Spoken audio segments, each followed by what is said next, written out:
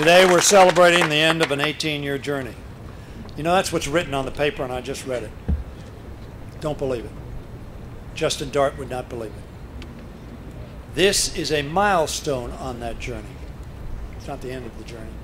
None of us should delude ourselves that because we pass a piece of paper and the president signs it, that it becomes reality in the lives of those with disabilities, or those with skins that's black, or those who are women, or those who are some other minority group who are discriminated against. It is a daily, weekly, monthly, annual commitment to focus and to action.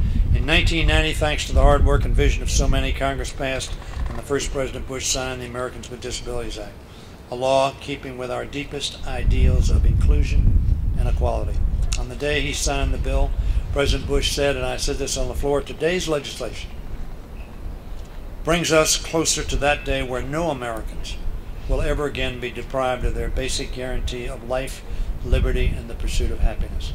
But I would reiterate again as we sit here and stand here that this is a day's work. It's a good day's work.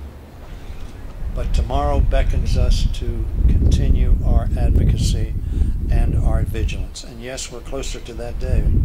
The ADA made clear that a disability need not be disabling and allowed millions of Americans with abilities, drop the dis, with abilities, no disabilities, abilities. Not all abilities, but none of us have all abilities. Wade, you know that. I know that. Every one of us knows that. But this day was a tremendous stride towards equality, but it was not enough. In a series of narrow and, in my view, mistaken rulings, and Randy, I quoted you on the floor, saying that you believed it was mistaken. You have so much more credibility than I do on that issue because the Supreme Court assumes that I think they're mistaken. They chipped away those rulings at the original intent bit by bit. Today we join together to reassert that intent and reclaim the ADA's promise. After passing the House and the Senate overwhelmingly, the ADA Amendments Act heads to the President's desk, where I believe he will sign it. By passing this bill, we have ensured that the definition of disability will be construed fairly and broadly. For all intents and purposes, the House and Senate bill were exactly alike. We got there a little differently than the House passed, but we got to where we wanted to be. And that was to let people know that what we wanted to focus on was discrimination. It's called the Americans with Disabilities Act, but what it really is an anti-discrimination act against those who have a disability. And we have brought millions of our fellow citizens who were previously shut out back where they belong and back where we need them, under the ADA's protection. For them, yes, but much more importantly for our country, to utilize their talent, their energy, and their devotion to getting a job done. This accomplishment was made possible by so many. We're members of the disability community, struggling for fair and equal treatment.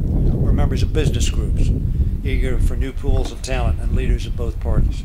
Together with the passage of this bill, we have brought one step closer to the American promise of full inclusion.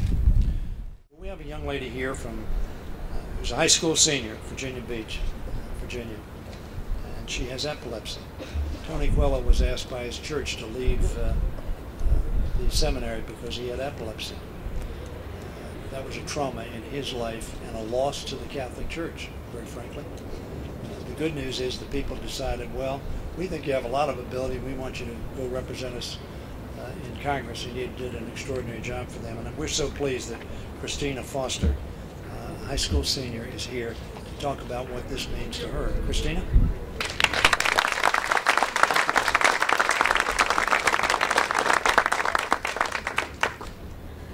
My name is Christina Foster. I'm 17 years old and I live in Virginia Beach, Virginia.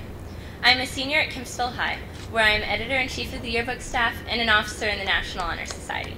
I'm also an active member of First Baptist Church of Norfolk, and I proudly support my local epilepsy foundation.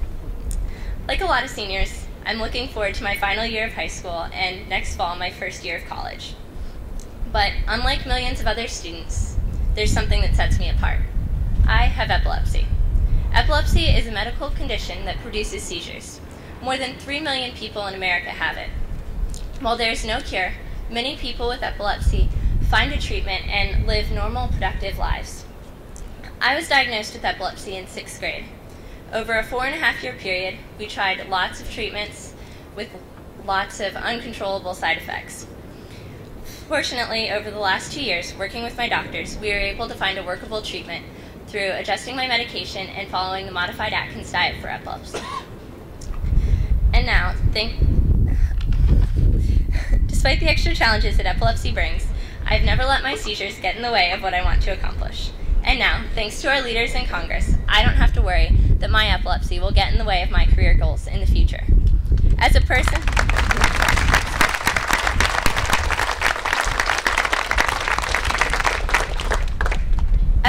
affected by epilepsy, my parents and I knew that the Americans with Disabilities Act protected me from discrimination at school and in public places. But last year, we learned that the ADA's basic workplace protections had been taken away by a series of U.S. Supreme Court rulings.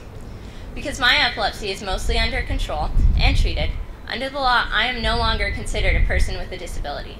Nor was I protected from discrimination in the workplace. I found it unbelievable that the U.S. Supreme Court could make such a decision. Not only was it unfair, it was frightening. Would an employer decline to hire me just because I had epilepsy? What happened if I had a seizure at work? Could I be fired? What if I needed time off for a doctor's visit?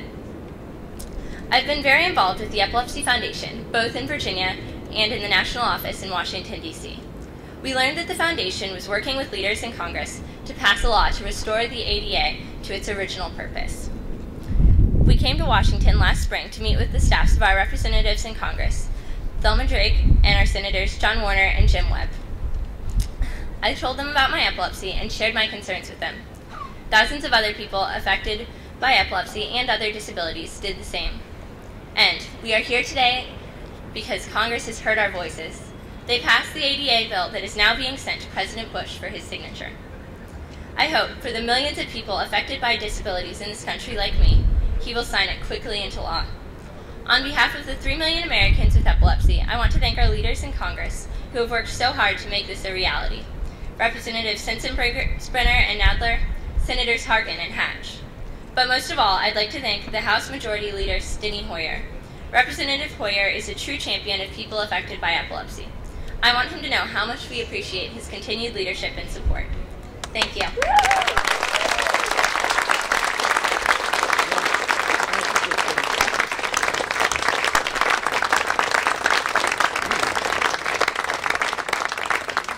I know what all of you are saying, that Christina's speech should have been the first one, the middle one, and the last one.